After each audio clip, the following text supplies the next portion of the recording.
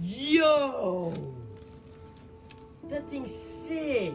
A boy with a big smile and a big personality who loved life. Fine. He was just this big ball of light that you could just hug, talk to. Very outgoing. He always would want to be outside no matter what. Love to be outdoors, love to, hike and, be out in the water. A boy who seemed to have it all, a loving family and friends. From the outside, Eli Fleetwood looked like a healthy, happy boy. Inside, he struggled. That private pain leading him to take his own life.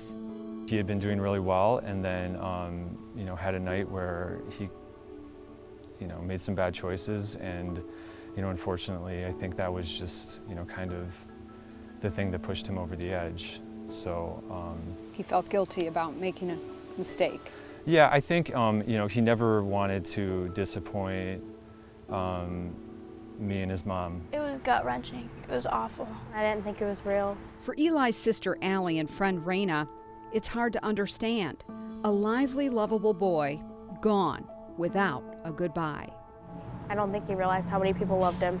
Everybody loved him. Love couldn't heal the pain. As a young child, Eli dealt with uncertainty and loss. He and his two sisters went into foster care when he was 3. They were all adopted by their foster parents who later divorced.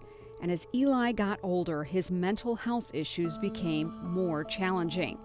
Then, a pediatric doctor came into the family. I knew, him and his family and had worked with, his mom on, some of his injuries and, kind of talking about, some of his, struggles with mental health. And after, Eli needed, a little bit more care, it was kind of, a partnership that his mom and I struck up to kind of co-parent him and, give him, the best possible, options for what he was dealing with. Dr. Zach Goldstein tapped into every resource he could find to help Eli. The pair shared a lot of the same interests, among them hiking and the great outdoors. Yeah, that's him and Huna. Goldstein was in the process of becoming Eli's legal guardian. He certainly loved his jerseys. They were just about to move into a new home when Eli died. His bedroom, all set up for a new start, remains untouched. You can really feel his presence here, because this is where he'd want to be. Eli Fleetwood may be gone, but his legacy is very much alive in Eli's project. The new foundation that bears his name is bringing people together with family-friendly events to start a tough conversation and connect families with help. I think it's a very tough landscape to navigate. I'm excited for the landscape to change where parents can feel, really supported in, their children's mental health struggles. Dr. Goldstein founded the nonprofit, which meets families where they are and gets kids talking about suicide. It's something that I think we, as a society, can't glaze over anymore, and we have to address, and we need to, pour funding into and, find out really what the root cause is as to why these kids are getting to the point where they feel like that's the only option. Eli's project has hit the ground running, raising money and getting grants to train both adults and kids in youth mental health first aid. Like CPR, it can be life-saving. This course really gives people ownership in,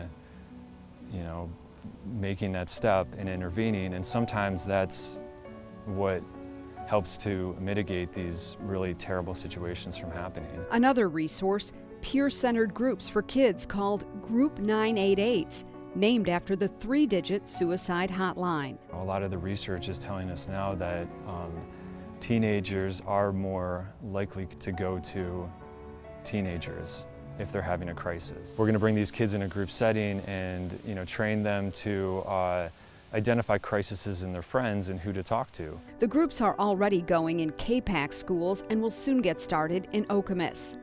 The pain from Dr. Goldstein's loss fueling the passion behind the project he says Eli would have embraced.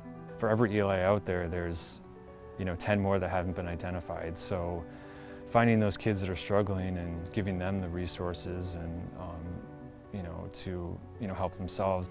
Dr. Goldstein and Eli's beloved dog take comfort in the wooded backyard Eli treasured, a garden, and in the center, a peace pole with the lyrics to Billy Joel's song, "Only the Good Die Young," one of Eli's favorites. It was an absolutely horrific, terrible thing to lose him, but, in the 15 years he lived, he really lived him up. I have a cat for him because he always wanted a cat.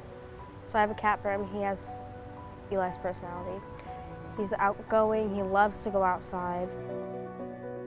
Eli's hiking boots still sit on the front porch, a symbol he's still here through the heart he drew for his dad on the logo for the project he started.